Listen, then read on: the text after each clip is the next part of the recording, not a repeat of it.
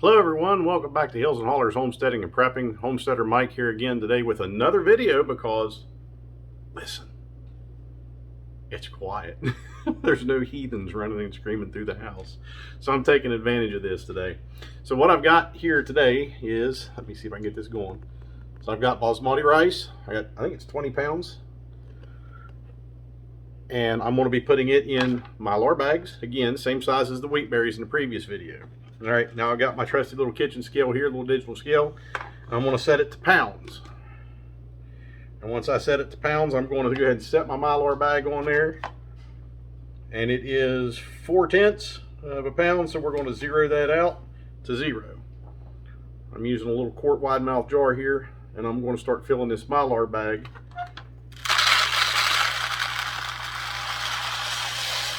Until I know, till it's full to the point where I think it's going to be full enough to see how many pounds one of these bags will actually hold of rice. You got to remember, rice is kind of like wheat berries. They're small. The grains are very small, so there's going to be very little dead space in there. So you could probably get about 2.5 pounds out of each one of these. Let's see.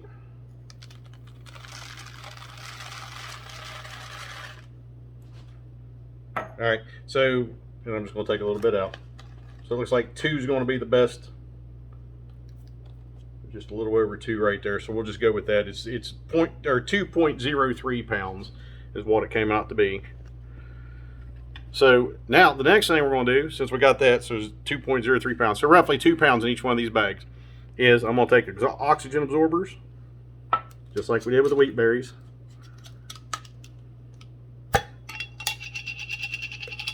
I'm going to take 2. These are 300 cc's each. I'm going to take 2, put in here. Remember, not a lot of dead space with the rice because it's small, very small grain. So it's going to fill the space pretty good. And I mean, you can take it and kind of pack it down a little bit if you want to. And you can get more in it if you want.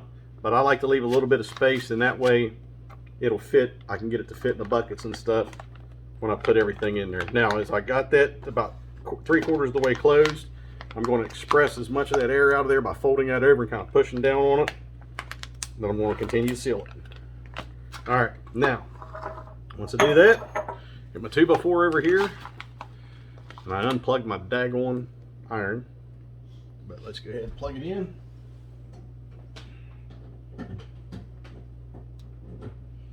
All right, so there are some questions that people have about putting moisture absorbers in with these. You can if you want. As long as this is sealed up and in a temperature stable environment, meaning you're not going from 30 degrees to 90 degrees, back down to 50 degrees, up to 90 degrees, back down to 20 degrees, it should not create a moisture issue. So once the air is pulled out of these bags with those oxygen absorbers, I don't think it's going to present a problem to you. But again, overkill is underrated. If you want to put moisture absorbers in with oxygen absorbers, I would say go right ahead and do it. That is completely up to you. We don't all do the same thing the same way, but we should all do the same thing to help each other, or do the things to help each other and do it the right way. So again, that is personal preference. I am not putting moisture absorbers in mine, just oxygen absorbers.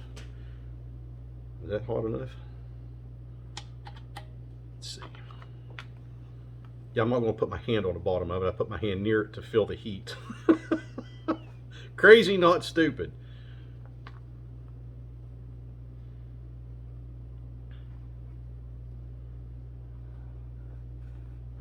This is a very old iron. I've had this iron since I was in the military. I think I got this iron back in '94. Yep, I think it was 1994 I bought this iron. This was primarily used for all my military uniforms.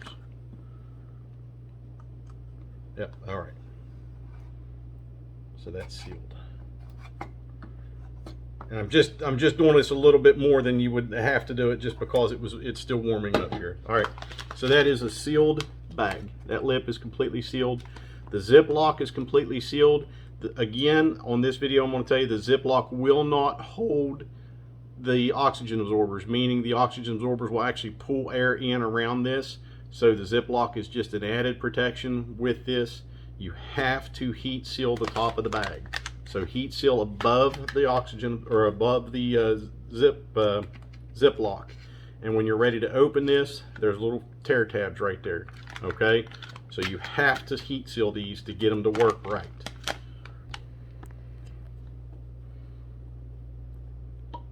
Alright, so now all I'm going to do, and these things will crinkle up after a little bit. The oxygen absorbers will kick in, and these things will suck in and crinkle up real good, and that'll tell you that the oxygen absorbers are working and doing what they're supposed to do, and that's sealed. So heat sealed, Ziploc sealed, and there you go. Now you probably could, now I know these don't work on our vacuum sealer, and I even tried one of the 5 gallon or the 1 gallon bags that doesn't even have the Ziploc on it. Our Food Saver would not vacuum seal these, okay? So this is why we're doing it this way.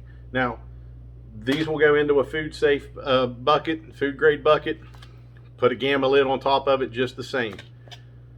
Another one of the videos that I put out today, the gamma lids I found at Menards. Well, a friend of mine sent me a message here last week and he said, hey, look what I got, and they're only $6 and some odd cents.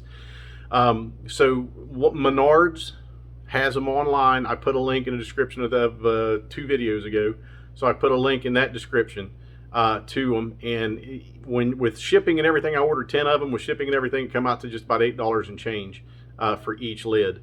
So you're looking at $12 a lid, or $11 and change a lid at Tractor Supply, and about the same price, if not a little more, online.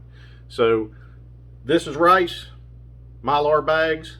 You don't have to do mylar bags. You can put them in, and if you're going to do small grains like rice and wheat berries and stuff like that, and even flour and potato flakes, if you're going to do those in a vacuum sealer, which is completely fine, there's absolutely no problem with that. I would put them in a brown paper bag first, like the little lunch bags and stuff. And I showed you in those videos before how we did it. That video's in this description, or back on the video list here. Put them in those brown paper bags only because you don't want the vacuum sucking those grains or potato flakes up into the vacuum system. You just completely screw up your vacuum sealer. So I've got mylar bags. I'm using them. It's a personal preference, whatever you want to do. That's going to be it, unless I get into something else today, and it's hard to say. The weather's just, it's not raining and snowing and sleeting right now. It is 48 degrees, but it's still muddy as all get out there, so I'm not doing a lot out there. I figured I can get this done in here. So that's what I'm doing. I'm doing my part to starve the system. Let's work together. Let's learn from each other, share mistakes, show each other the right way to do things.